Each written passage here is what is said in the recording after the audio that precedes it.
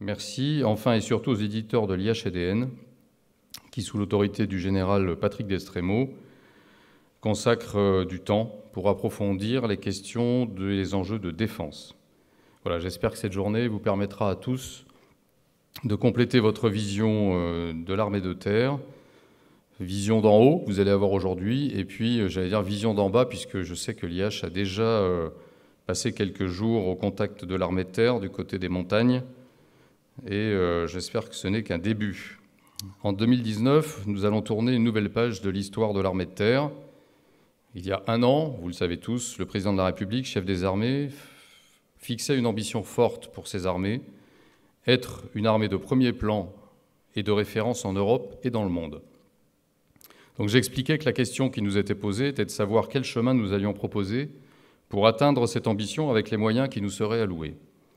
Alors depuis, il y a eu les travaux de la revue stratégique, ceux de la loi de programmation militaire. L'armée de terre s'y est fortement impliquée.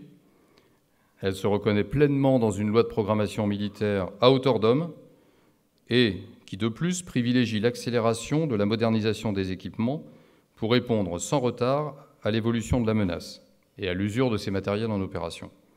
Autrement dit, l'idée de manœuvre que je m'étais fixée en 2017, selon laquelle les équipements devaient rejoindre les effectifs, prendra forme dans cette loi de programmation militaire. Aujourd'hui, le premier tronçon de ce chemin est donc tracé, celui de la première année de l'entrée en loi de programmation militaire. Donc nous rentrons donc désormais dans la mise en œuvre. L'armée de terre bénéficie d'une forme d'expérience de la remontée en puissance depuis 2015. Elle a pris de la vitesse et elle ne manque pas d'énergie. Alors elle n'a pas fait de grands plans stratégiques ou de grands plans de transformation, peut-être à la différence des autres armées, mais elle a décidé d'entrer en pleine puissance dans une loi de programmation militaire que je qualifierais de toute d'exécution. Alors comment va-t-on entrer dans cette loi de programmation militaire ? Alors on va vous projeter un petit croquis que vous allez retrouver dans votre documentation. Alors pour expliquer notre manœuvre, qui est très simple, nous avons imaginé un schéma qui figure sur l'ensemble des documents qui seront distribués en début d'année pour cette rentrée, et que je souhaite, c'est un petit peu la singularité, connue par tous les soldats de l'armée de terre. Voilà, dans un cadre espace-temps qui est le leur, 2019-2025, 6 années. 6 années, c'est la durée de vie moyenne d'un jeune engagé aujourd'hui, ou d'un jeune sous-officier. Je souhaite que les soldats de l'armée de terre s'approprient cette idée de manœuvre, de manière à augmenter leur liberté d'action. Ensuite, parce que ce schéma fixe un cap à une distance, à l'horizon de 6 ans, je vous l'ai dit, un horizon visible, et cela me paraît important en termes de fidélisation. Alors sur la ligne de départ, ou la ligne de débouché, vous voyez une armée de terre en ordre de bataille, prête à engager le contact. Elle est organisée. Alors vous avez quatre petits rectangles sur cette ligne de débouché sur lesquels je vais faire un commentaire rapide. Alors elle est organisée autour d'un modèle que maintenant, je pense, vous connaissez, qui s'appelle le modèle au contact, quasiment finalisé. Elle sera outillée et digitalisée grâce à la transformation numérique et capacitaire Scorpion, que nous allons bien anticiper.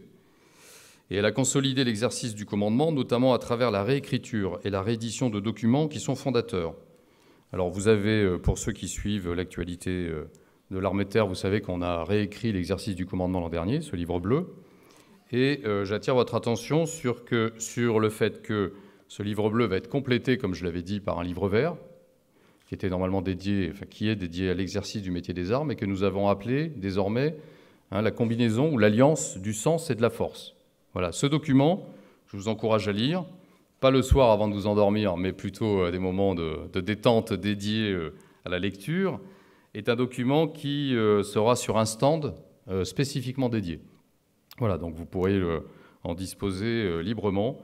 C'est un document fondateur auquel je voudrais associer un autre livre, lui, dédié aux traditions. Voilà. Je rappelle également que l'armée de terre, en plus de son organisation, de ses équipements, de son art du commandement, c'est une armée de terre qui est éclairée vers l'avant et orientée au travers de ce document qui s'appelle « Action terrestre future » et que vous avez pu voir et qui éclaire donc l'armée de terre sur les 20 ou 30 années qui viennent. Voilà, donc avec ces documents fondateurs Et l'ordre d'opération numéro 1, sur lequel je vais maintenant revenir, vous avez l'épaisseur qui permet à l'armée de terre de rentrer en pleine vitesse dans la loi de programmation militaire. Alors, devant cette ligne de débouché, vous avez 4 compartiments de terrain dans lesquels nous allons nous engager simultanément. À hauteur d'homme, c'est une vision en colimaçon autour du soldat, sa tenue, ses équipements, sa famille, sa rémunération, son soutien. Le couloir de la réparation, avec le comblement de lacunes capacitaires, mais également l'instauration de normes d'activité.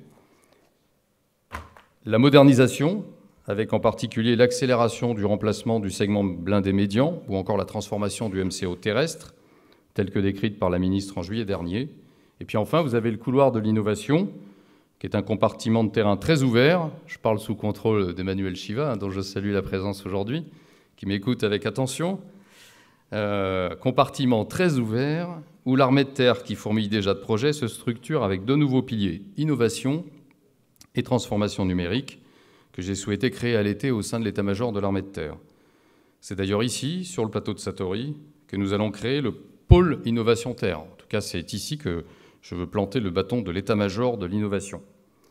Alors, à l'horizon visible se trouve un objectif qui s'inscrit résolument dans l'ambition du président de la République, qui est de disposer d'une armée de premier plan et de référence, ce que nous avons traduit, après les travaux menés à l'état-major et par les unités, par 6 critères. Vous les avez tout en haut. Un modèle complet, en mesure de faire face à 3 types de menaces, une masse, avec un effet d'entraînement sur les alliés, des équipements de 4e génération, dont le pivot et Scorpion, une capacité à agir dans une stratégie globale pour gagner la paix, je pense notamment au partenariat militaire opérationnel, une singularité militaire affirmée et assumée, dans une rentrée qui, notamment au travers du sujet des retraites, s'annonce quand même une année particulière. Et puis enfin, vous avez au centre, dans une étoile, ce que j'ai appelé l'esprit guerrier, ce que nos amis américains et britanniques appellent the fighting spirit, sur lequel je mène un certain nombre de travaux. Cet esprit guerrier, il vise à combiner l'aguerrissement,